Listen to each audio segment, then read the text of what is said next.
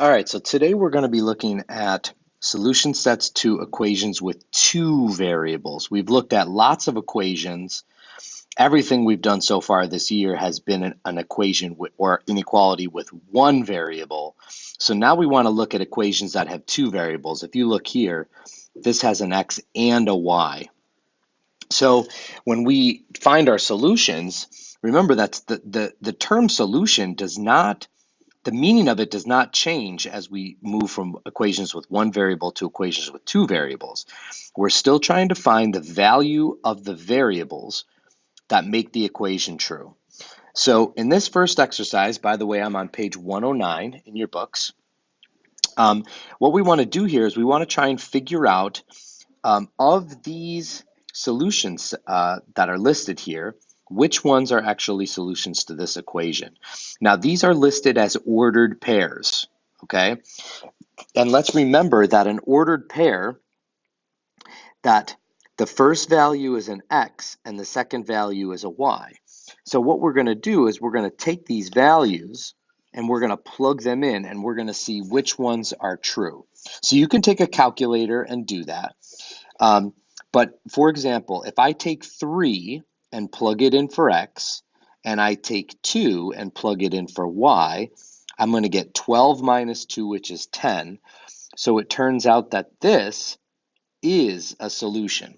And you could continue that process for all these other choices. But what you're going to find out is that this is also a solution. And this is also a solution here. And both of these are solutions, this one and this one. So if you were to take a calculator and you were to plug in these values for x and then y, you would find out that all of these particular values make this true. So how did you decide whether or not an ordered pair was a solution to the equation? Well, simple. We just took the x and the y, we plugged it into the equation, and we decided if it was true or not. Okay, so moving on. Discover as many additional solutions to this equation as you can. So you could come up with some other ones. So you can just basically choose an x value and you can find out what the y value would be. So I'll let you take a moment. Why don't you pause the video, take a moment and see if you can come up with 3 more solutions to this particular equation right here, in addition to the ones that we already circled. So see if you can come up with 3 more. Now it says find 5 more solutions where one or more of the variables are negative numbers or non-integer values. Okay, so maybe you already did that, but remember that negative numbers are fair game and non-integer values are fair game. So let me give you some examples of what I'm talking about here. So maybe you could find that -4, comma, -26. If you use this for your x and your y, you're going to find out that that makes it true. Or you could do something like, you could have 1/2, comma, -8. If you take this and you plug this in for x and this in for y in this equation, you're going to get something that's true. So I think you're seeing what we're driving at here. How many different ordered pairs will be in the solution set of the equation? Well, it turns out that there's actually infinite. There are infinite combinations of x and y that would make this equation true. So that begs the question, how are we going to display all these? If we go over to the next page here, let me zoom in a little bit.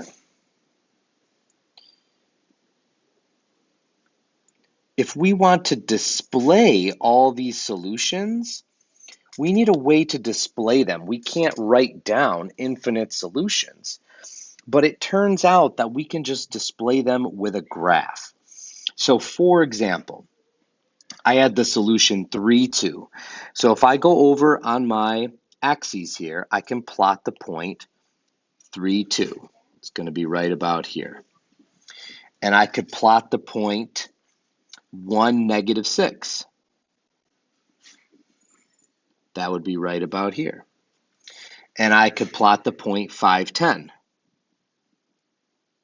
1, 2, 3, 4, 5. 1, 2, 3, 4, 5, 6, 7, 8, 9, 10. And what you're going to find is that I could actually plot points sort of in between here. I could plot the point 2, -2 is also a solution. And as I plot these, you're starting to see what's being formed here. What we're actually forming is a line. So I could draw that line right through there like that. And then I always want to put arrows on the end. But what I've done here is this line that I've created here. This line is actually a picture of every possible solution to this equation right here. It's actually a picture, and it includes positive values and negative values. It includes fraction values. It includes all the decimals. It includes everything, rational values and irrational values. Any possible combination of x and y that makes this equation true is pictured on this line. So this line is actually a visual representation of the solution set to this equation.